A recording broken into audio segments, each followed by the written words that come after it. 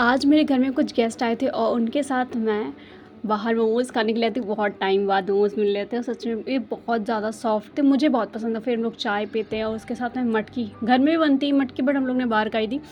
और आज से मैंने बोला था अपना शेड्यूल स्टार्ट करूँगी। आज जो मैंने शेड्यूल अपना बताया था कि 10 घंटे वाला, मैं उसको प्रॉपर बताऊँगी। तो मैंने वापस आकर के सिर्फ इन्वायरमेंट के जो मेरे नोट्स थे उनको पढ़ा था, और इसके साथ साथ जो भी मेरा अभी तक के जितने भी लेक्चर इन्वायरमेंट के हुए थे, 6 से 7 लेक्चर कंप्लीट हो चुके, उन सभी का मैंने फटाफट से रिवीजन कर लिया था इन्वायरमेंट में।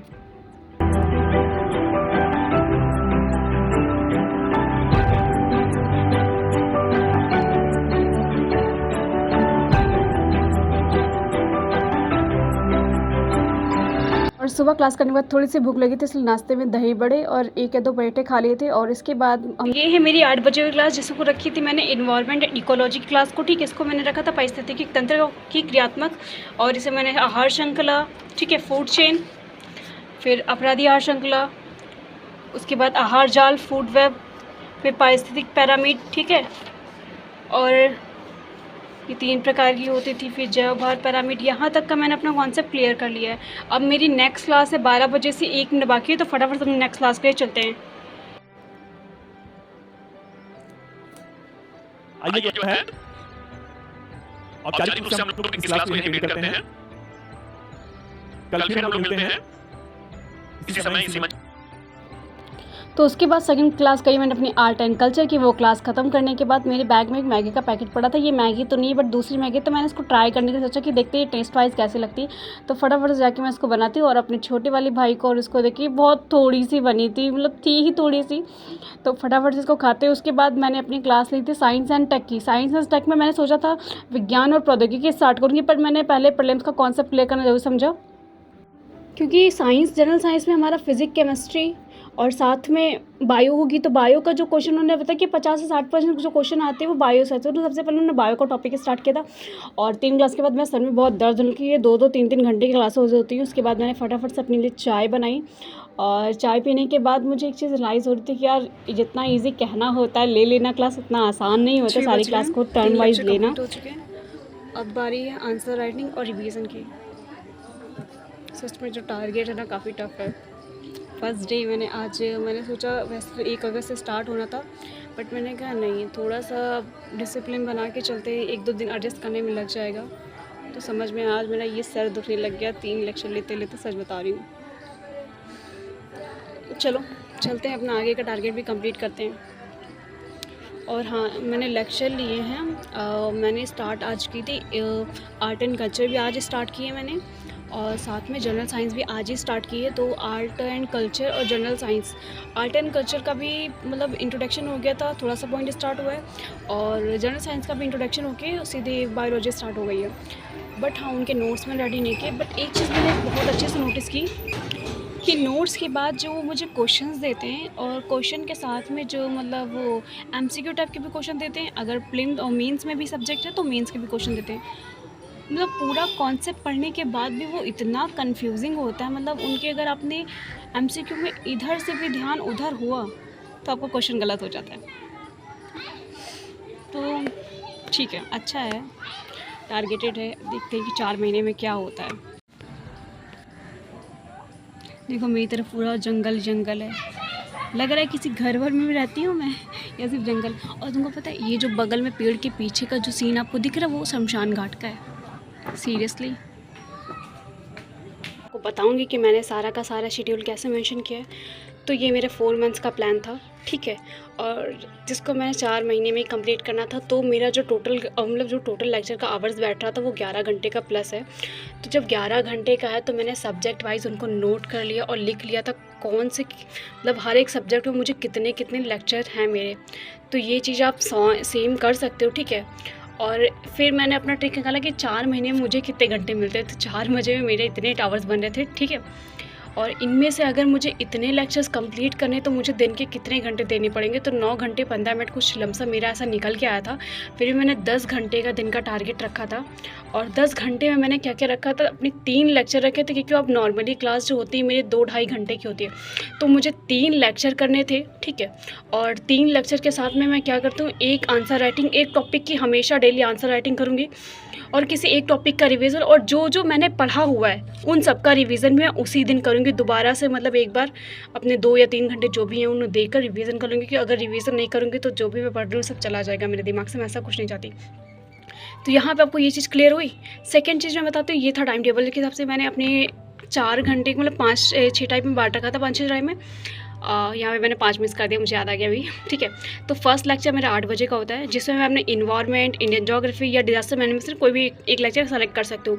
मतलब मैंने इस हिसाब से रखा था कि अगर 8 बजे, क्योंकि इन्वायरमेंट और इंडियन ज्योग्राफी मेरे लिए काफ़ी बोरिंग लगता है, मुझे ज्योग्राफी मतलब थोड़ी कम समझ में आती है, मुझे कम पसंद है, ऐसा कह सकते हो।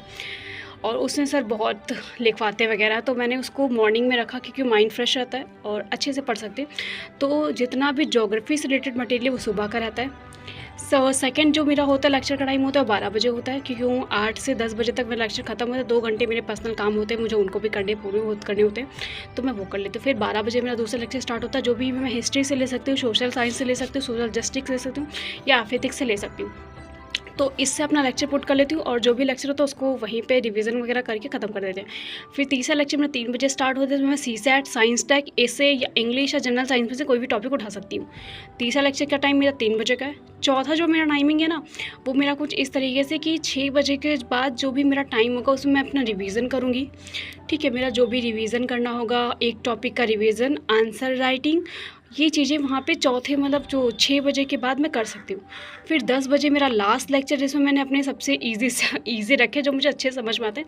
इकोनॉमिक्स मुझे बहुत पसंद है, जो सर पढ़ा रहे हैं मुझे बहुत अच्छे समझ में आता है उनका economics. Polity, governance, IR, security, इनमें से मैं किसी एक टॉपिक को उठाती हूँ, बट अभी मेरी इकोनॉमिक्स और पॉलिटी प्रेजेंट में चली, तो मैं इन दोनों में से कोई पुट करूँगी 6 बजे। लास्ट वाला लेक्चर अभी नहीं हुआ, बट ये 3 लेक्चर मेरे हो चुके हैं, अब इसका टाइम है। उसके बाद मेरा डेली शेड्यूल के हिसाब से कुछ ऐसा है, ठीक है। डेली के 3 लेक्चर, डेली रिवीजन और आंसर राइटिंग, ये आपका नॉर्मली है, आपको पता है।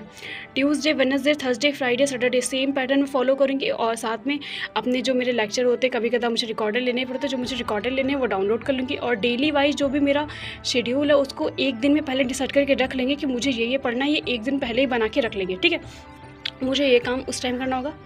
फिर संडे का मैंने रखा, जो पूरे हफ्ते मैंने पढ़ा हुआ है उन सब का मैं लास्ट टाइम रिवीजन करूँगी, और किसी एक सब्जेक्ट का रिवीजन होगा, मतलब किसी एक सब्जेक्ट का प्रॉपर्ली वीकली टेस्ट दूँगी, ठीक है। और उसी दिन मैं अपना वीकली प्लान भी रेडी कर लूँगी। तो ये था मेरा अभी जैसे मेरी प्रिपरेशन चली, तो उसके हाल कुछ इस तरीके से हैं। और ये नॉर्मली शेड्यूल है, कुछ ज़्यादा मतलब मैंने किचपिच नहीं कर रखा है, मेरे लिए बहुत इजी है।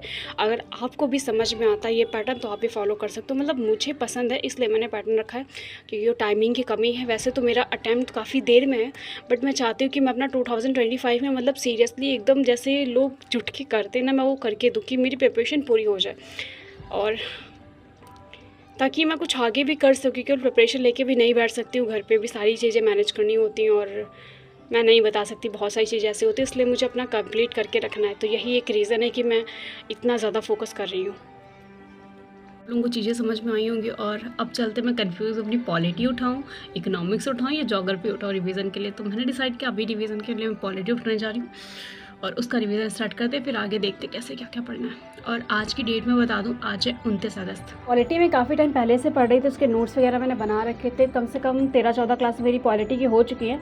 तो मैं उसका फर्स्ट लेसन से रिवीजन करना स्टार्ट कर रही हूँ। ये मेरा टॉपिक सरकार और संविधान को लेकर होने वाला है। और मेरा एक क्वेश्चन भी था ना कि संविधानवाद का विकास और उसके उद्भव पर टिप्पणी कीजिए, तो ये क्वेश्चन मेरा मेंस का था, तो मुझे इसमें आंसर भी लिखना था, इसलिए मैंने अपना ये टॉपिक चुना है। उसके बाद जो भी मेरा आज दिन का शेड्यूल होता है, जो भी मुझे वर्क इंपॉर्टेंट लगता है, उसको मैंने एक शॉर्ट डायरी बना ली है।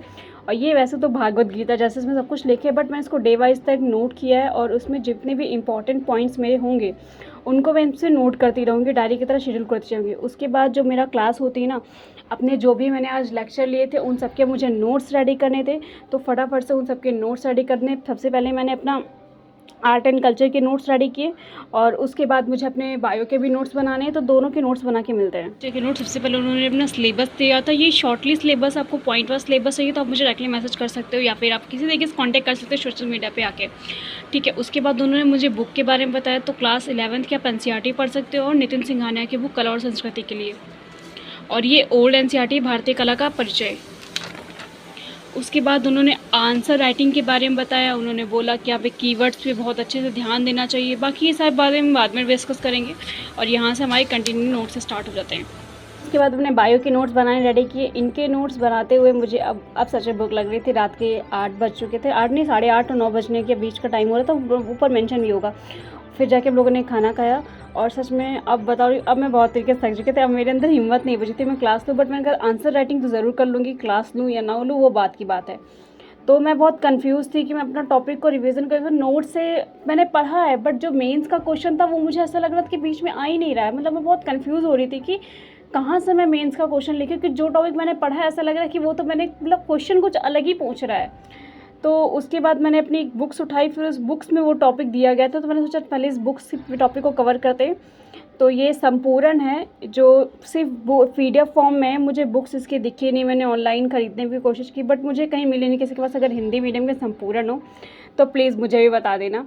तो यहाँ से पहले अपना टॉपिक कवर करते हैं और उसके बाद जो भी मुझे MCQ जैसे क्वेश्चंस मिलते हैं उनका जाके मैं रिवीजन करती हूँ। तो यहाँ से मैंने ये क्वेश्चंस किए, इनमें से मेरे 3 क्वेश्चन सही निकल गए थे। मैं बहुत खुश थी कि वे सिर्फ डेट वाइज मतलब ईयर वाइज के 2 क्वेश्चन थे वो मेरे गलत हुए थे, बट कॉन्सेप्ट वाइज 3 क्वेश्चन मेरे सही निकले।